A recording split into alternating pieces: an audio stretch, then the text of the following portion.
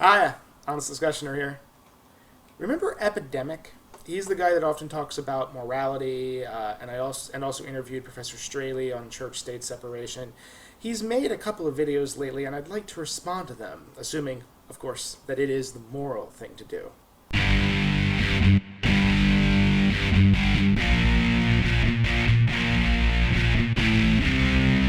His latest video was discussing the idea of whether Jesus' new covenant overruled the old covenant in the Old Testament.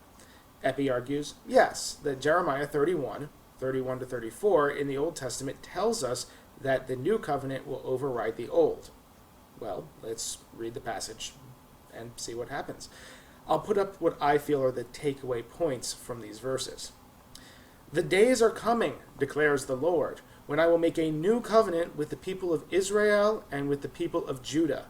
It will not be like the covenant I made with their ancestors when I took them by the hand to lead them out of Egypt, because they broke my covenant, though I was a husband to them, declares the Lord.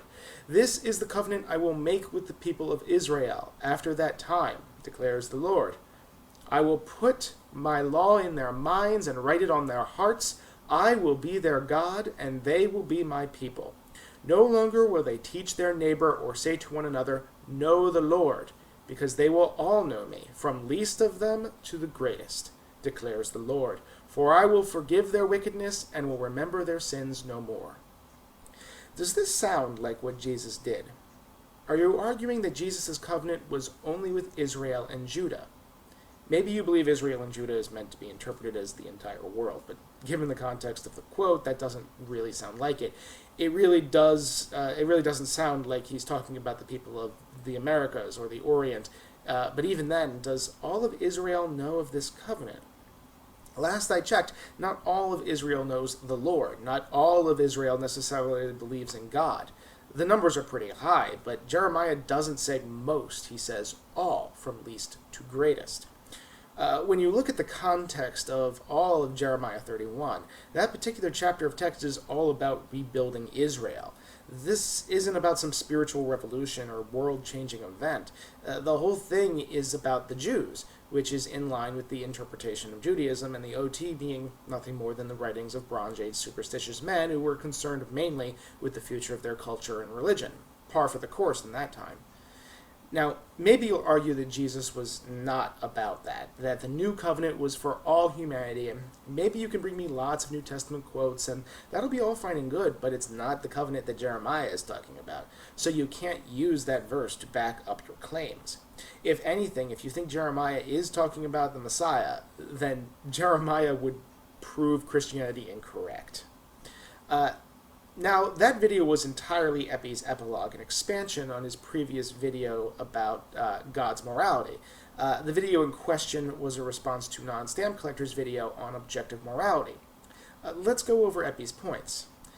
He first discusses the fact that we have an epistemic problem, while God doesn't.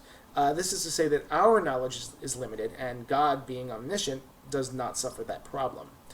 Now, anyone who makes this argument, though, must believe that the current world we live in is one in which the greatest moral good has been achieved, that God's choices led to the most people being saved and the least amount of people going to hell, that God did with us as best as could logically be possible.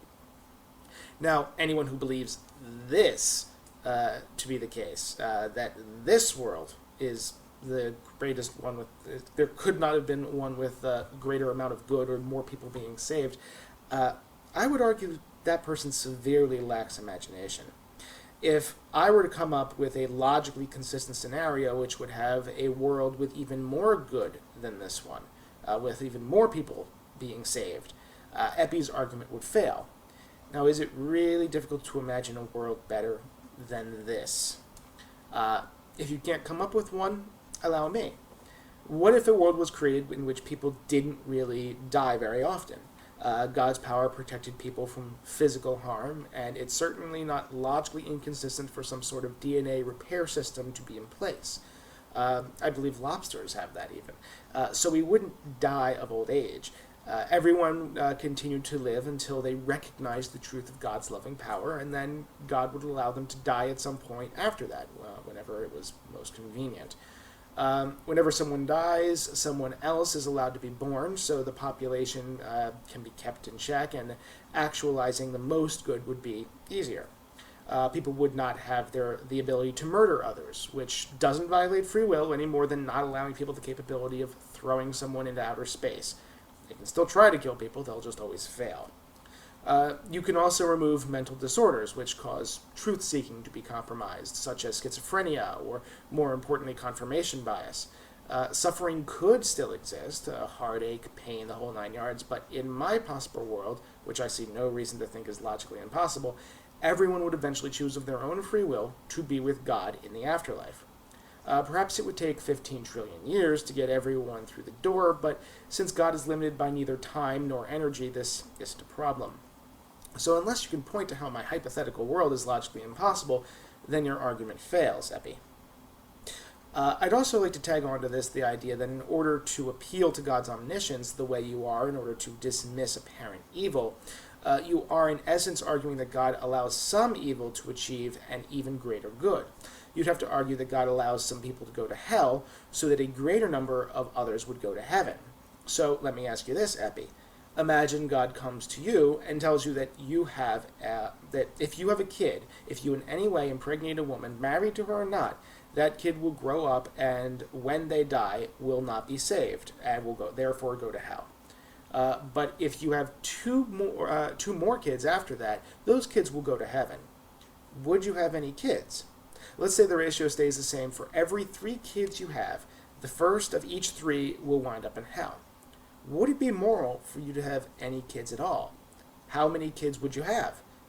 Would it be moral for you to cause this life to be created simply to be tortured so that 2 others can be created to experience heaven? Unless your answer to this question is yes, even if you were to show my hypothetical world was logically impossible, it still would be immoral for God to have created the world at all. This does not suffer the epistemic problem. It in fact exploits God's omniscience. Next up, he talks about NonStampCollector's assertion that something can't be both contextually moral and objectively moral. He argues that it in fact can, and to a certain extent he is correct. I can say that it is not okay to kill someone for pleasure, but it is okay to kill someone in self-defense. And the nuance I display here does not by itself discount those statements from both being objective. However, I can't then remove the nuance and say killing is objectively wrong. More specifically, if an action is okay at one point, but that same action in that same context is not okay at a later point, then you do lose a claim for objective morality. But if it's the same context, it isn't contextual, right? Depends on what kind of context. The context Epi describes deals directly with the circumstances of the action, killing someone in self-defense versus pleasure. That's not the type of context NonStampCollector is talking about. His example, I think, is quite apt. Let's say a woman loses her virginity to a man she's not married to down by the river on Tuesday. It is moral to then get everyone she knows around her in a circle and chuck heavy stones at her until she dies. Now, if a woman loses her virginity to a man she's not married to in a valley on Wednesday, it is no longer moral to do that. Both times she did it just because the guy was cute. Here, the only difference was in time and setting, which was NonStampCollector's point. Was it okay to stone a woman for something back in the OT, but it would be immoral to use that punishment today for the exact same action, in the exact same context of that action? The only difference to the context would be time and maybe location, and therefore you lose your claim of objective morality. Lastly, Epi criticizes NonStampCollector for saying the type of morality being discussed by Christians is that if God did it, it would simply be moral, and morality is subject to God's opinion at the time. Epi claims that NonStampCollector knows very well that this is not the view of the people he's critiquing, but that really couldn't be further from the truth. The only Christian NonStampCollector mentioned specifically is William Lane Craig, who does in fact follow divine command theory, who does believe whatever God does is moral by the simple fact it is God who does it. Simply type in William Lane Craig divine command theory in Google and you'll come up with a host of Craig's writings defending divine command theory. I'll even post one in the underbar. Now, either NonStampCollector is criticizing Craig or simply anyone who argues such divine command theory, and there are certainly plenty of Christians who do so. Therefore, I feel this criticism is in fact unwarranted. That's about it. Have a nice day. Honest Discussioner, out.